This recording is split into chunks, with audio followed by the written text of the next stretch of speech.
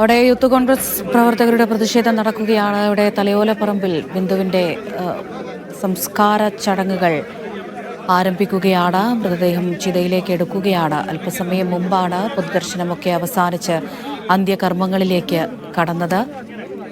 നിരവധി ആളുകൾ രാവിലെ തൊട്ട് തന്നെ ബിന്ദുവിനെ അവസാനമായൊരു നോക്ക് കാണാനായി തലയോലപ്പറമ്പിലെ വീട്ടിലേക്ക് എത്തിക്കൊണ്ടിരിക്കുന്നുണ്ടായിരുന്നു.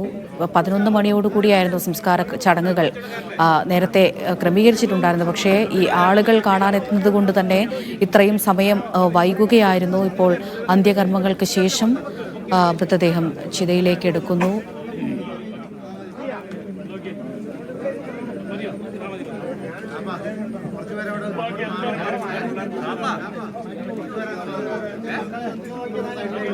ഷൈജു വിവരങ്ങൾ നൽകാനായി ചേരുന്നുണ്ട്. ഷൈജു, സംസ്കാര ചടങ്ങുകൾ ആരംഭിച്ചു അല്ലേ?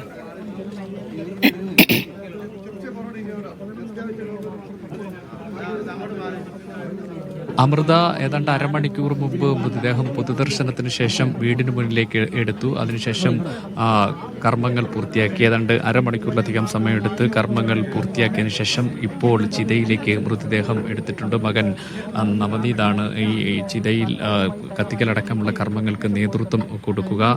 ഇപ്പോൾ മൃതദേഹം ചിതയിലേക്ക് എടുത്ത് ചിത ഒരുക്കുന്ന ദൃശ്യങ്ങളാണ് നമ്മൾ കാണുന്നത്. കേരള വിശ്വകർമ്മ മഹാസഭയുടെ നേതൃത്വത്തിലാണ് കർമ്മങ്ങൾ പൂർത്തീകരിച്ചത്. അതിനുശേഷം ഇപ്പോൾ എടുത്തു കർമ്മങ്ങൾക്ക് നേതൃത്വം കൊടുക്കുന്നവരും ആണ് ഇപ്പോൾ മൃതദേഹത്തിന് സമീപമുള്ളത്. ചുറ്റും നിറഞ്ഞ ഒരു ജനാവലി മാറി നിൽപ്പുണ്ട്. ആ അവസ്ഥയിലാണ് ഇപ്പോൾ ഈ സംസ്കാര ചടങ്ങുകൾ പുരോഗമിക്കുന്നത്. അല്പസമയത്തിനകം സംസ്കാര ചടങ്ങുകൾ പൂർത്തിയാകും.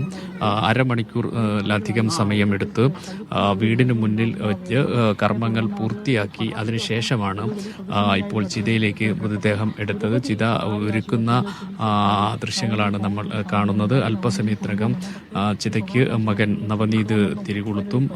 ഇപ്പോൾ മൃതദേഹം ചിതയിലാണ് ഉള്ളത്. വിവിധ രാഷ്ട്രീയ സാമൂഹിക സാംസ്കാരിക സാമുദായിക നേതൃത്വങ്ങളിൽപ്പെട്ട പല ആളുകളും ഇവിടെ എത്തി അന്തിമോപചാരം അർപ്പിച്ചു.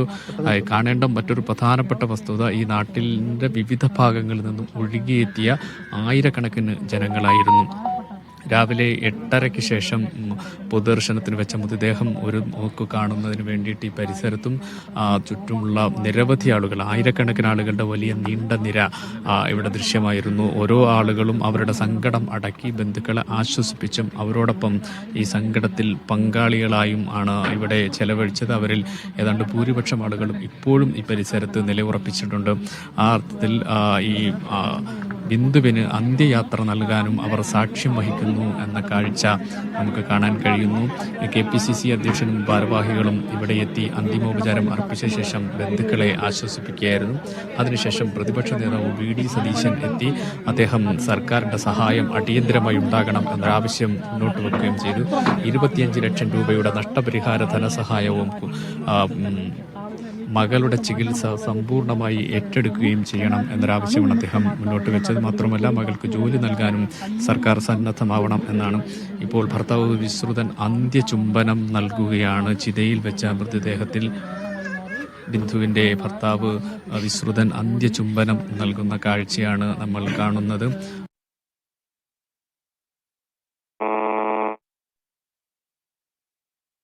മുറിയിലേക്ക് പോകുന്ന സന്ദർഭത്തിലാണ് ഈ കെട്ടിടം ഇടിഞ്ഞു വീണ് ഈ അപകടം ഉണ്ടാവുന്നത്. ആ സമയത്ത് വിശ്രുതൻ ബന്ധപ്പെട്ടവരെ തൻ്റെ ഭാര്യയെ കാണാനില്ല എന്ന വിവരം അറിയിച്ചിരുന്നുവെന്നും എന്നാൽ അതാരും ഗൗനിക്കാതിരുന്നത് കൊണ്ടാണ് തൻ്റെ ഭാര്യയ്ക്ക് മരണം സംഭവിച്ചത് എന്നും അദ്ദേഹം നേരത്തെ പറഞ്ഞിരുന്നു.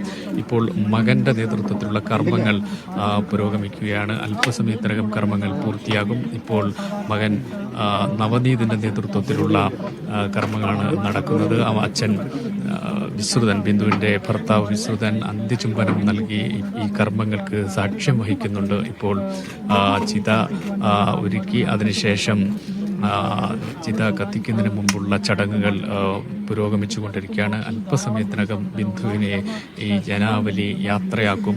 അങ്ങേയറ്റം സങ്കടകരമായ കാഴ്ചകളായിരുന്നു രാവിലെ മുതൽ ഇവിടെ നിന്ന് കാണാൻ കഴിയുന്നത്. കാരണം മകൾക്ക് കൂട്ടിരിക്കുകയായിരുന്ന ആ മകൾ രോഗം ഭേദമാകാതെ തിരിച്ച് അമ്മയുടെ മൃതദേഹത്തിനരികിൽ കണ്ണീരോടിരിക്കേണ്ടി വരുന്ന ദുരവസ്ഥ.